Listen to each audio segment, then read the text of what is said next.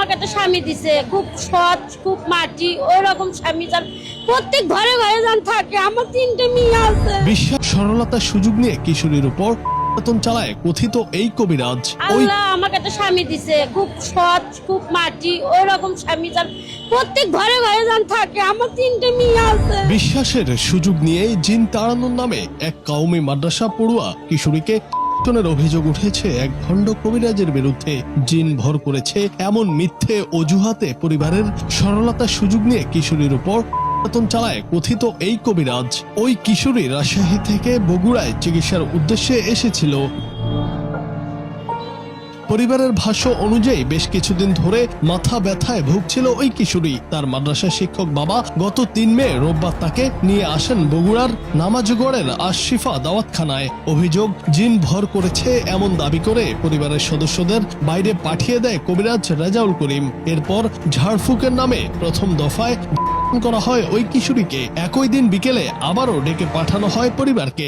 16,500 টাকা নেওয়ার পর চিকিৎসার বাহানায় দ্বিতীয় দফায় আবারও করা হয়। পরবর্তীতে কান্নায় ভেঙে পড়ে কিশোরী। বাবার জিজ্ঞাসাবাদে বেরিয়ে আসে ভয়াবহ সেই ঘটনার বর্ণনা। মঙ্গলবার ভুক্তভোগীর বাবা বাদী হয়ে বগুড়া সদর থানায় মামলা দায়ের করেন।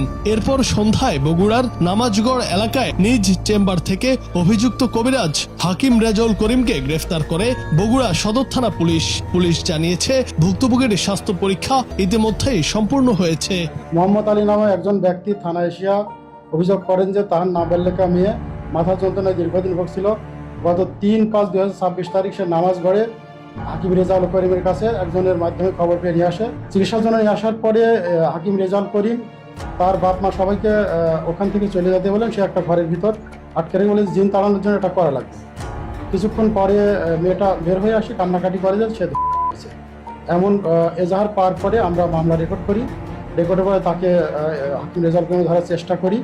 সে তার অবস্থান পরিবর্তন করছিল। 5/2026 তারিখ আমাদের মামলা তদন্তকারী কর্মকর্তা এসআই সুমন তাকে গ্রেপ্তার করে। আমরা তাকে জিজ্ঞাসাবাদ করছি, রিমান্ডের আবেদন করা হবে। মামলা তদন্ত করে সুষ্ঠু বিচারের জন্য তাকে আদালতে সোপর্দ করা হবে। এদিকে অভিযুক্তের পরিবার অভিযোগ অস্বীকার করেছে।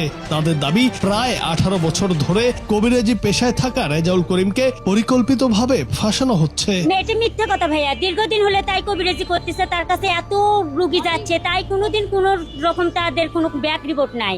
এটা আমাদেরকে ষড়যন্ত্র করে আমার দুলাভাইয়ের উপরে চাপে দিছে। এত হাজার হাজার রোগী যাচ্ছে, তাদের কিছু হচ্ছে না, তাহলে এটার কেন হলো?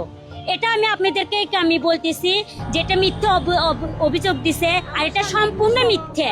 আল্লাহ আমাকে তো স্বামী দিছে, খুব সৎ, খুব মাটি, ওই রকম স্বামী যান প্রত্যেক ঘরে ঘরে যান থাকে। আমার 3টে মেয়ে আছে। আমার মেয়েকে এখন বিয়ে দিব, এলে সব বানানো ভাইয়া। আমার স্বামী যদি ভালো, খারাপই যদি হইতো তাহলে কিন্তু আগেই থেকে কিন্তু বেড রিপোর্ট আমি পাতাম।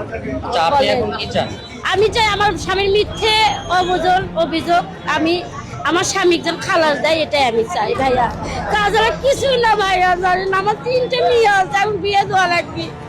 এই ঘটনায় এলাকায় চাঞ্চল্যের সৃষ্টি হয়েছে। প্রশ্ন উঠছে, কুসংস্কার ও অন্ধ বিশ্বাসের সুযোগ নিয়ে এমন অপরাধ কতদিন চলবে? ভুক্তভোগী পরিবার এই ঘটনায় দ্রুত বিচারের দাবি করেছেন। জুনায়েদ আহমেদ, বাংলা টিভি।